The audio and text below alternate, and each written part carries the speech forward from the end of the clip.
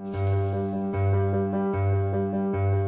of us have taken some capabilities for granted. Like one of the things that business people do very well, that creative professionals do very well, is called disassociation.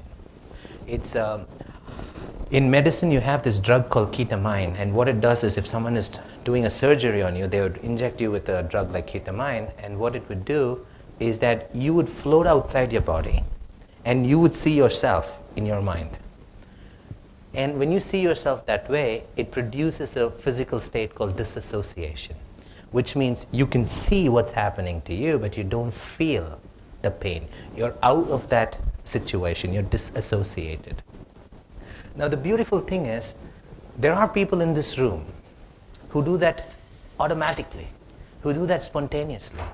And there are people in this room who can't do that at this moment spontaneously. Right? For example, a creative artist, when they paint, the first thing they do is they step outside their own self and they look at the painting completely as a different person.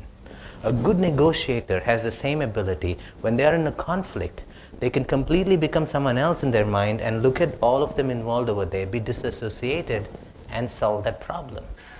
Just that one capability allows them to really put themselves in another person's shoe, allows them to step outside the box. So imagine if someone learns about stepping outside the box, someone learns about putting themselves in another person's shoe, but they have not developed the capability to disassociate on demand.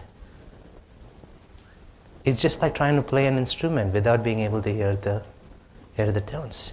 So when we are talking about capabilities, we're talking about real capabilities such as these. Okay, and my hope is that in the next 6 days, we would develop some of these specific capabilities that I believe are very fundamental. For example, just that one capability, being able to disassociate, can actually help people become instantly more creative, resolve conflicts, come up with solutions that they couldn't have come up before, and more importantly, become their own consultants and coach. A long time ago, I did this thing as a IT professional. I used to solve problems. So one of my, by the time I was in third year in college, I was working. I was solving problems for IT companies. And one of my promise was, if you're stuck with a problem that you're unable to solve, contact me and I'll figure it out.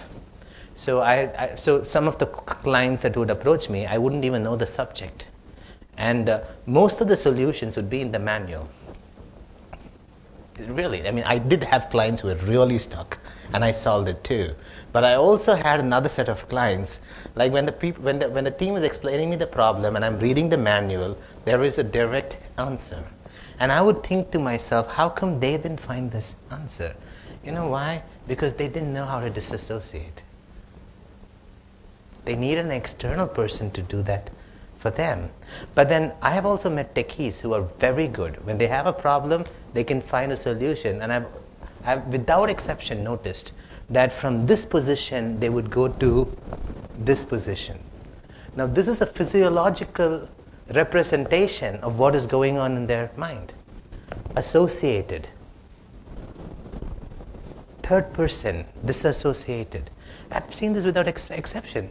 The ones who crack problems very fast, they have an automatic ability to disassociate. By the way, doctors learn that in a very effective way. And this is one thing that I have not seen psychologists learn that, but I've seen doctors learn that. They have this 5th year called the house surgeon.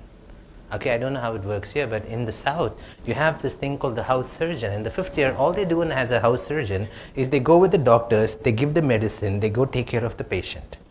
Now, the first 2 months, what happens is that the person comes home and feels as if they have all the sicknesses of that person.